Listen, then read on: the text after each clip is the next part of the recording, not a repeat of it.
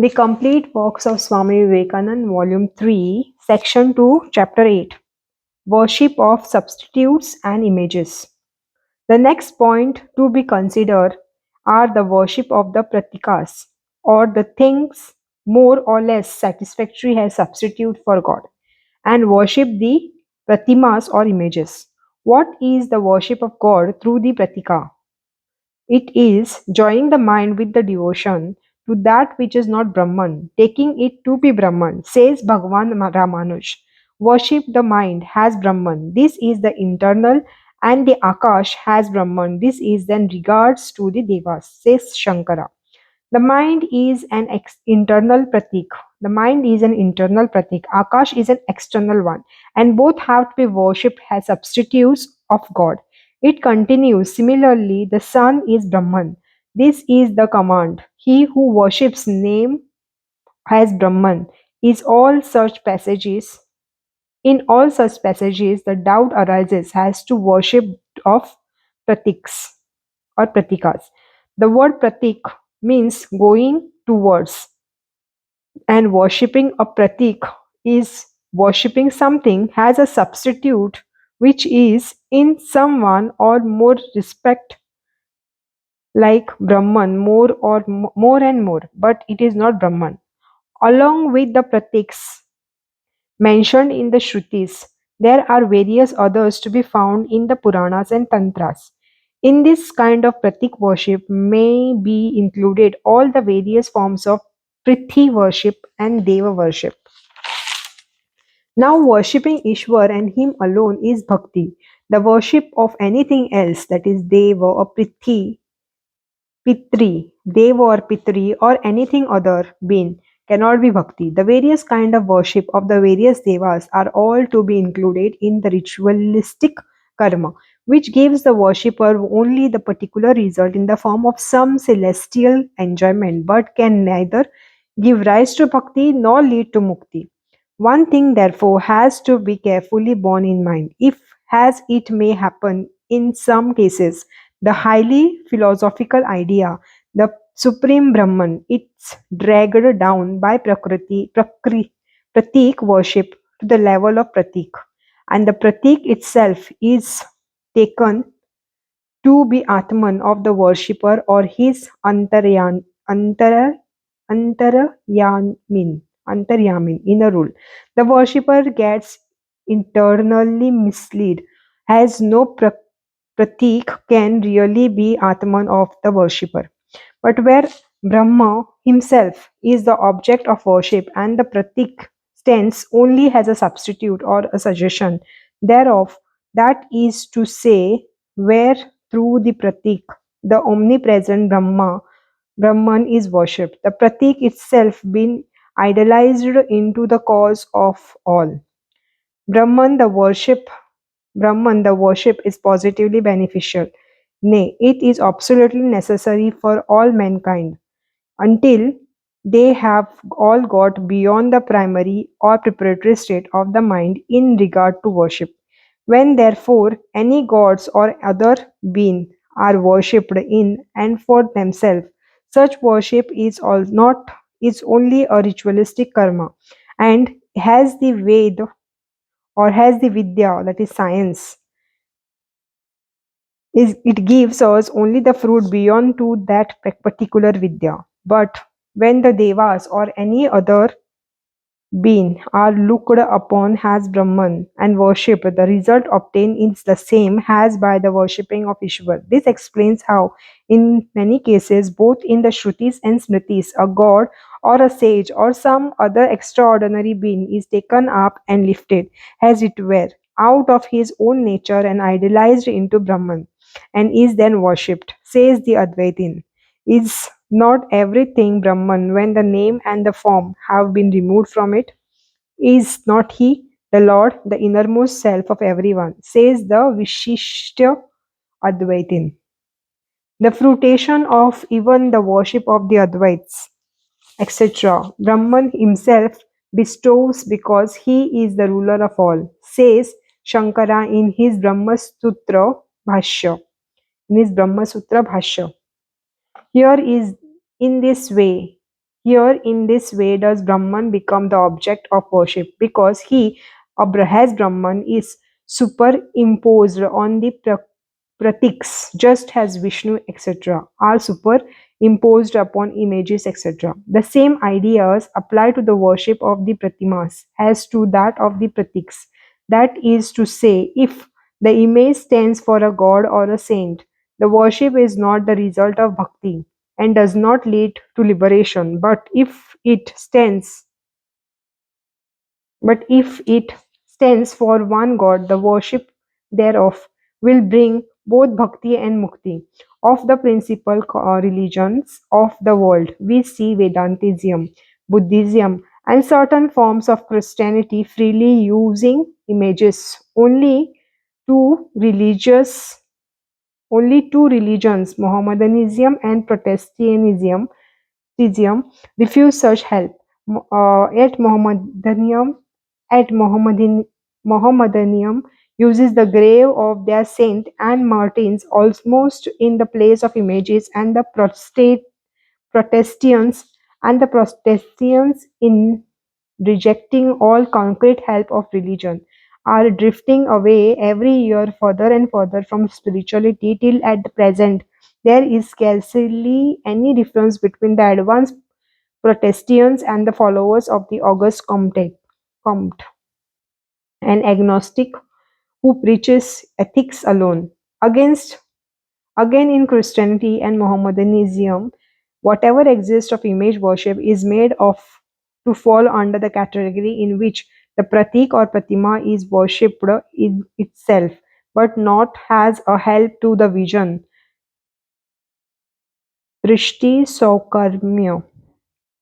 Help to the vision, Drishti Saukarmya, of God. Therefore, it is at best only of the nature of ritualistic karmas and cannot produce either bhakti or mukti. Therefore, it is at best only of the nature of ritualistic karmas and cannot produce either bhakti or mukti. In this form of image worship, the allegiance of the soul is given to other things than Ishwar, and therefore such use of images or graves or temples or tombs is really idolatry. It is in itself neither sinful nor wicked. It is a right, a karma, and a worship must and will get the fruits there. Chapter 9, The Chosen Idea. The next thing to be considered is what we know as Ishtanishtha.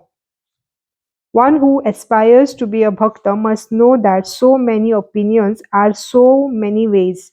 He must know that all the various sects of the various religions are the various manifestation of the glory of the same Lord. They call you by so many names.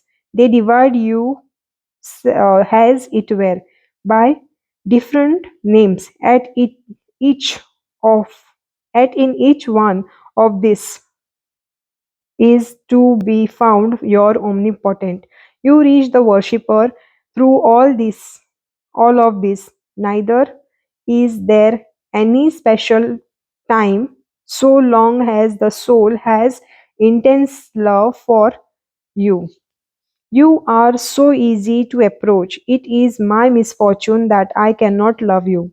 Not only this, the bhakta must take care or not to hate, nor even to criticize those radiant sons of light who are the founder of various sects. He who are the founder of various sects. He must not even hear them spoke ill of. Very few indeed are those who are at once the possessors of an excessive sympathy and power of appreciation, as well as an intensity of love. We find as a rule that liberal and sympathetic sect lose the intensity of religious feeling, and in their hand, religion is apt to degenerate into a kind of politico social club life.